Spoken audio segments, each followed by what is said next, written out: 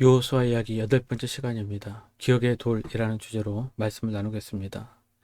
이스라엘 백성들은 범람하는 요단강 앞에서 하나님의 기적으로 마른 땅을 밟고 건넜습니다. 이 놀라운 기적 뒤에 하나님께서 여호수아에게 주신 첫 번째 명령은 전쟁 준비가 아니었습니다. 기념하라는 것이었습니다.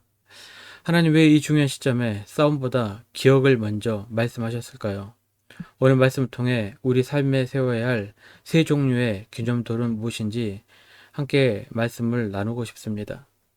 첫 번째는 하나됨을 위한 연합의 돌입니다.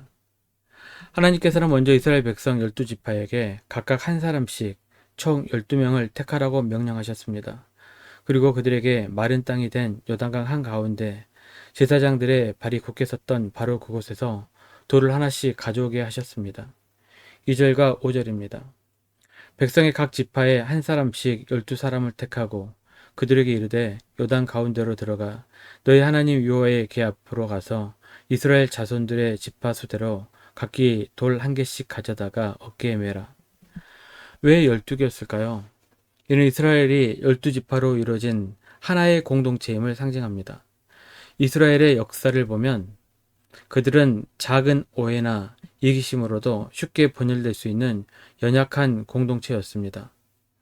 훗날 베냐민 지파의 범죄로 동족 상잔의 비극이 일어나 한 지파가 거의 사라질 뻔했고 솔로몬 사후에는 결국 남과 북으로 나뉘어 멸망의 길을 걷게 되었습니다.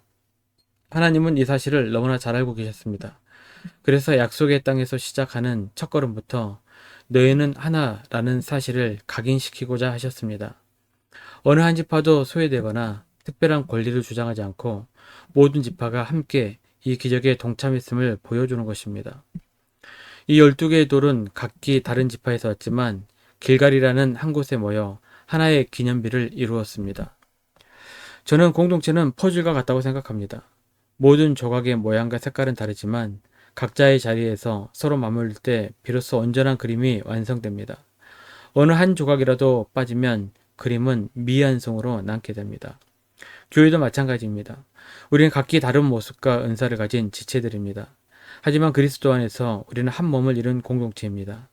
나의 역할이 작아 보일지라도 대가 빠지면 우리 교회라는 그림은 온전해질 수 없습니다.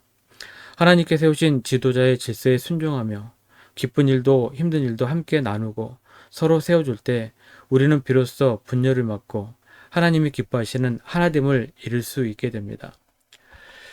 두 번째로 은혜를 기억하는 감사의 돌입니다. 하나님께서 돌을 세우러 가신 두 번째 목적은 명확합니다. 바로 기념입니다.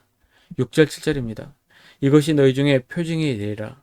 후일에 너희의 자손들이 물어 이르되 이 돌들은 무슨 뜻이냐 하거든 그들에게 이르기를 요단물이 여호와의 언약궤 앞에서 끊어졌나니 곧 언약궤가 요단을 건널 때에 요단물이 끊어졌으므로 이 돌들이 이스라엘 자손에게 영원히 기념이 되리라 하라 하니라.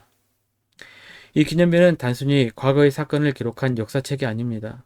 홍해를 가르셨던 하나님께서 동일한 능력으로 요단강을 멈추셨다는 사실을 기억하고 그 구원의 은혜를 다음 세대에게 생생하게 전하기 위한 교육 자료였습니다. 이스라엘이 앞으로 가나안의 강한 족속들과 싸우며 두려움에 빠지게 될 때 이 돌들을 보며 하나님이 우리 함께 하신다는 확신을 얻게 하려는 것입니다. 그런데 여호수아는 길갈에 세운 12개 돌 외에 또 다른 12개의 돌을 요단강 한가운데 바로 물이 다시 차오를 그 자리에 세웠습니다. 9절입니다. 여호수아가 또 요단 가운데 곧 언약궤를 맨 제사장들의 발이 선 곳에 돌 12를 세웠더니 오늘까지 거기 있더라. 이 돌들은 강물이 차오르면 다시는 보이지 않을 것입니다. 왜 보이지도 않을 곳에 기념비를 세웠을까요?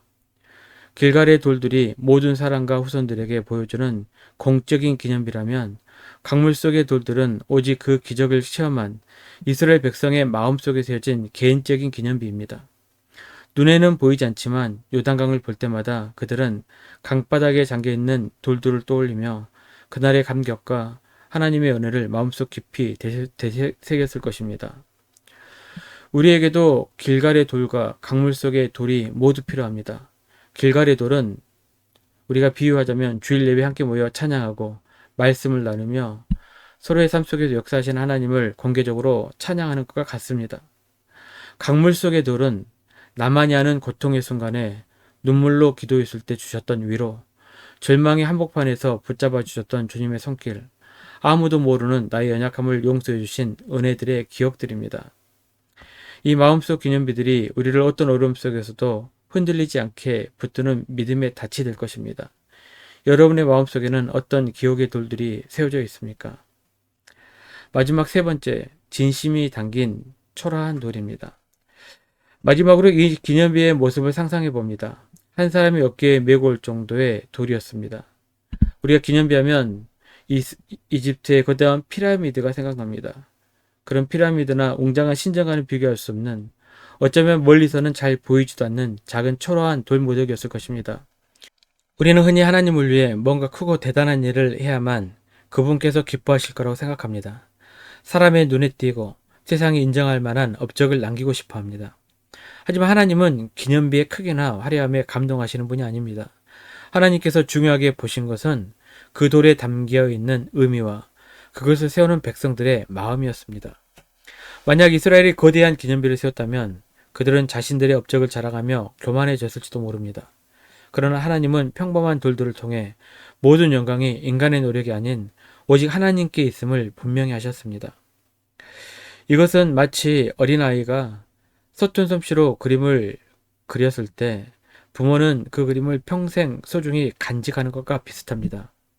세상의 기준으로는 값어치가 없지만 그 안에 있는 아이의 순수한 사랑과 진심이 담겨있기 때문에 그렇습니다. 하나님은 우리의 믿음을 그렇게 보십니다. 주님은 산을 옮길 만한 거창한 믿음이 아니라 겨자씨 하나일 만한 진실된 믿음을 원하십니다. 우리의 섬김이 비록 작고 초라해 보일지라도 그 안에 주님을 향한 사랑과 진심이 담겨 있다면 하나님은 그것을 가장 귀하게 여기시고 기뻐 받으실 것입니다.